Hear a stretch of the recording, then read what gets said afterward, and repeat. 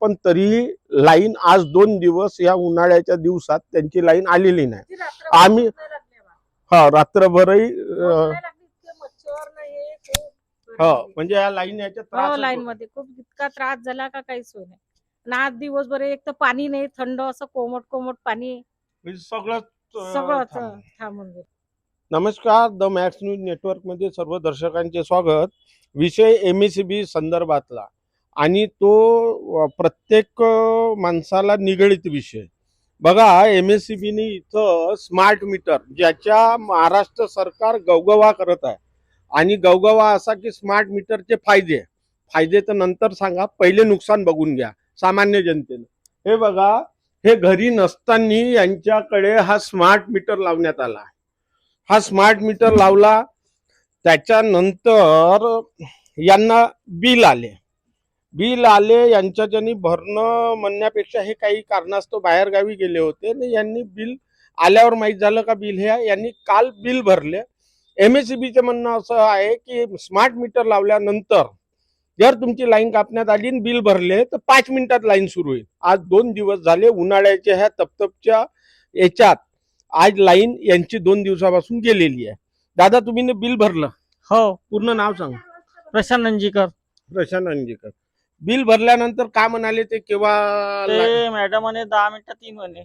10 मिनिटात लाईन येईल म्हणे, पण अजूनही लाईन आलेली नाही.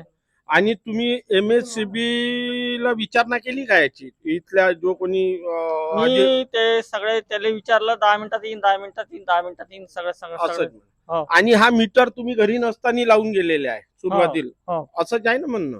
म्हणजे तुम्हाला विचारलं नाही का हा स्मार्ट मीटर लावायचा आहे किंवा काही?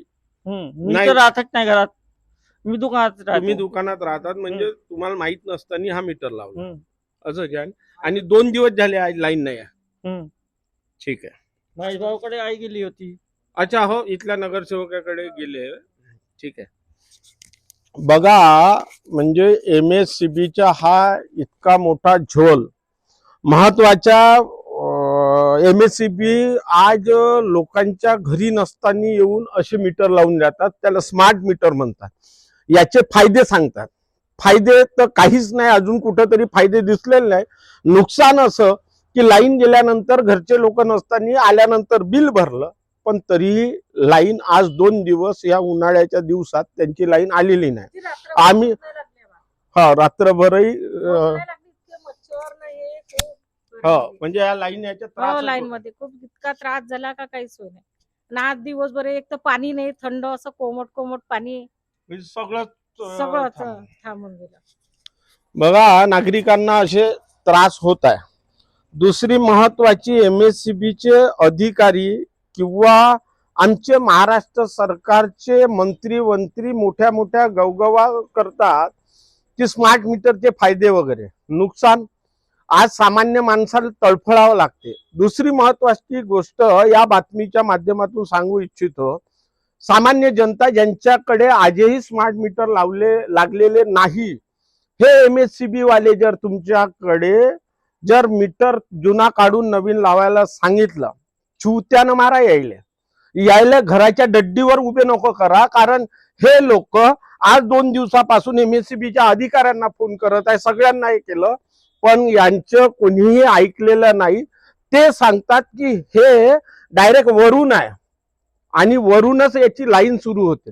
म्हणजे या स्मार्ट मीटर बद्दलच्या यंत्रणेची इथल्या स्थानिक जे कोणी अधिकारी आहे यांना पण माहिती नाही आणि सामान्य माणसाला तडफडत राहावं लागते.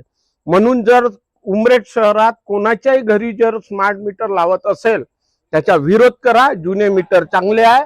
हे आपल्याला फक्त न फक्त मूर्ख बनवण्यासाठी स्मार्ट मीटर, एकदा जर पूर्ण शहरात स्मार्ट मीटर लागले तर या सगळ्या अशा अडचणीला सामान्य जनतेला सामोर जावं लागेल. म्हणून सामान्य जनता सुजाने आणि आपल्या घरात हे मीटर लावू देऊ नका. आणि जर तुम्ही नसताना जर लावले तर यांच्या विरोधात पोलीस कंप्लेंट करा की आम्ही नसताना आमच्या घरात यांनी येऊन मीटर लावले. धन्यवाद. द मॅक्स साठी मी पवन शिंदे. आमचे चॅनल लाईक आणि सबस्क्राईब करायला विसरू नका.